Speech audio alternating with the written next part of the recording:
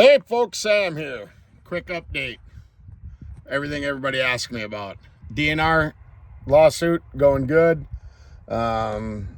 Everything's getting closer to getting, we've been in front of a judge a few times. We got some things we got to do here. I'm going to kind of keep it quiet.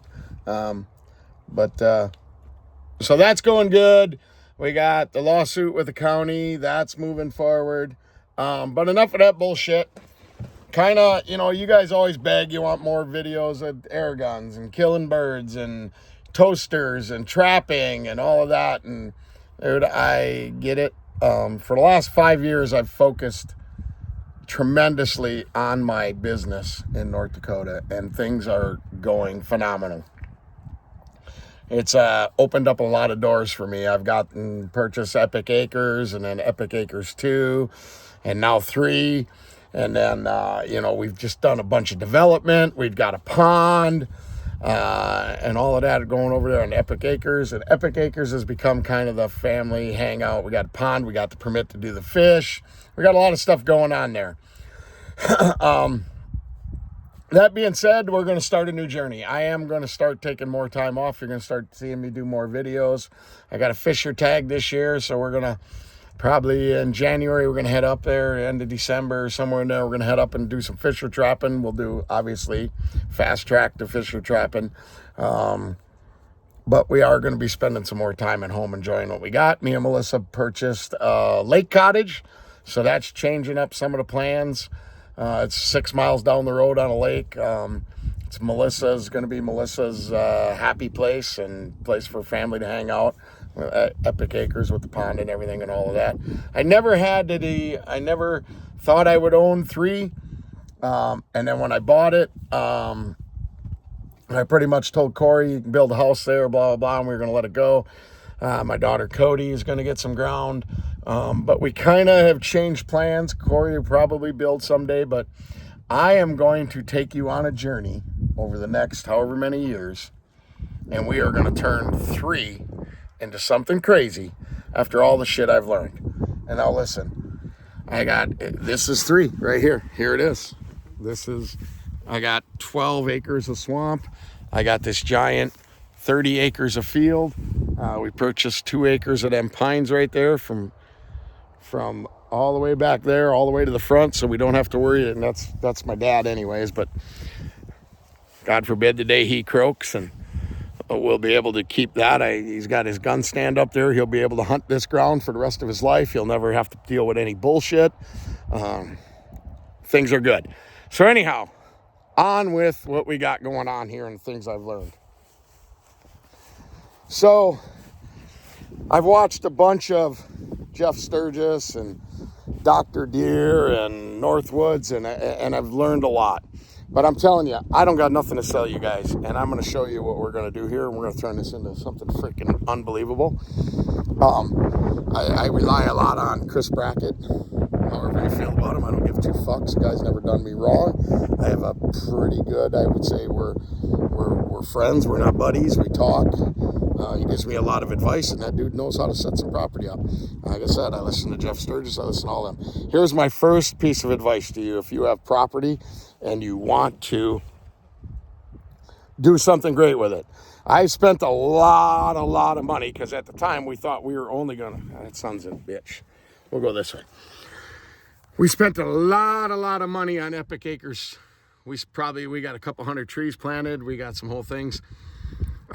Because we never thought we would own 2. And then when we own 2, we're like, I'm going to leave that kind of as hunting ground. It's got a big old swamp and all of that. So we haven't, but now we got 3, and it's opened up a lot of doors. So we're going to do a lot of changing, and we'll show you what we got. First thing is, don't pay somebody $5,000 or whatever the fuck it is to come out and give you advice on your land. Spend that $5,000 on buying something for your 4-wheeler, a disc or a planter or a lot of that. I realize going on that you have to have equipment or you can't do shit. And whether it's small equipment, big equipment, it doesn't matter. Thank God my wife bought me a smaller tractor, but it's got a cab, and I was out here disking yesterday, and the biggest problem I had was getting that temperature just right, between cool and hot. But I get it. I'm blessed. But I'm going to show you guys a lot, and I'm going to take you along on this journey, and we're going to have the next year or so, I'm going to focus on coming back. We're going to have toasters and trapping and fucking shooting and just doing all the stuff that I love to do, and I'm going to start enjoying my life. I built my business up. I think things are going in the right direction, and I'll be able to do that for now. But anyhow, don't spend $5,000. Spend money, get yourself a comfortable stand, couple stands. Go out and, as Chris Brackett would say, watch deer doing deer stuff, and you'll learn a shit ton about your deer on your land and what they want. I feed the crap out of my deer. All my deer are fat. My nubby bucks are fat. My does are fat, like super fat, and my bucks are fat. And I think that's a big key to success. You hear Jeff talk about a doe factory, and you don't want that bullshit. Get as many deer as you can financially and physically support on your property and get them fat.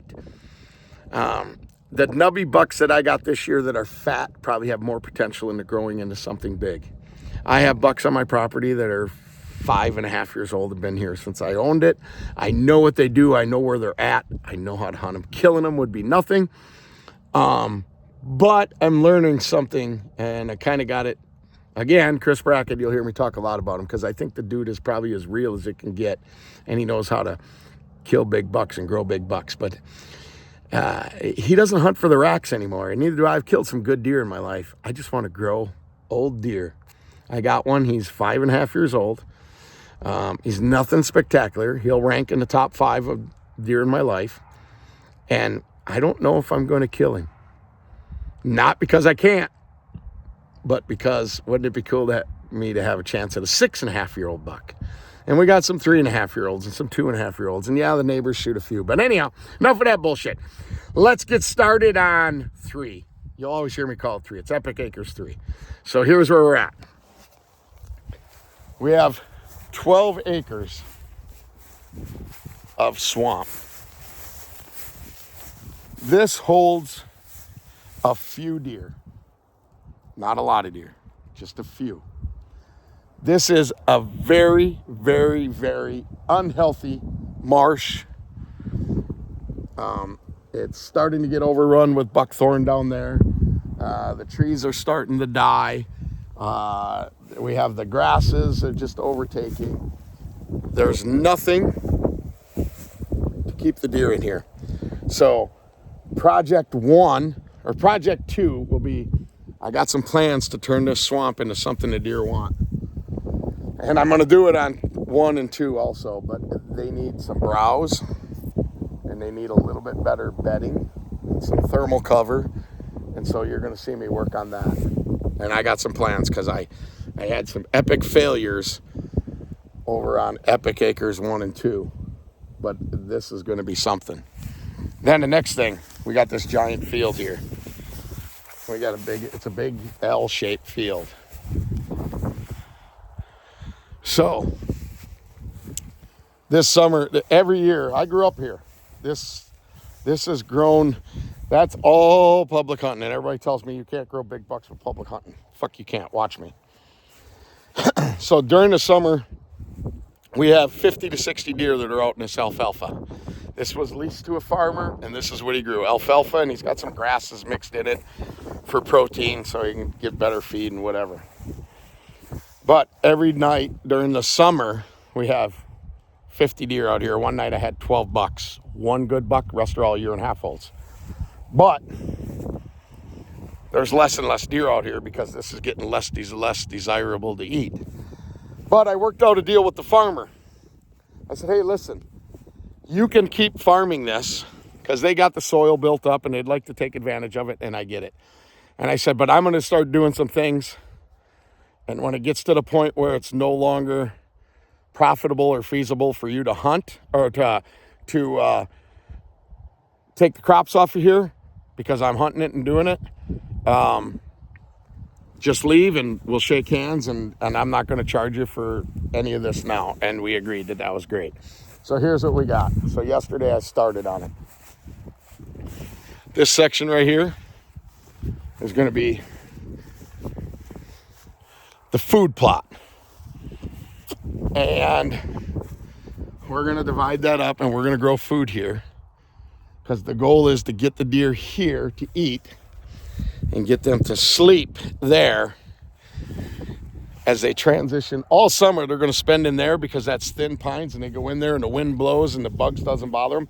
And I'm okay. They can live in there all summer. I don't give a shit. They can come out here. They can eat. I don't care. But in the fall, they transition and they just scatter, and we don't have a lot of ag real close here. So anyways, that's it. So anyways, here it is. So this, I made a big square. Is going to be all switchgrass. That's the first thing. Switchgrass edges, I'm a firm believer, and it's a big deal. And then I did this. This is all going to be switchgrass. And then it goes all along that woods. And then it goes all the way up there. And it goes all the way over to there, all along this edge, switchgrass. So we got it roughed up. 2 reasons we did it. One, I want to be able to keep track of where I'm going when we come in this summer and we spray Simazine and everything. And 2, I wanted to be able to break it up because I want that good seed to soil contact. So anyways, that's it. That's the way we're headed. Throughout it, I'll talk about some more stuff. Corey did come out here and plant a few trees, but my brother's going to hunt there this year. The old man's going to hunt down over there. It's his stand. But that's where we're at. So we'll get this spring. We're going to plant switchgrass. This winter, we're going to start doing some stuff down in there for the marsh. But anyways, I'm going to get ready to go hunting. See ya.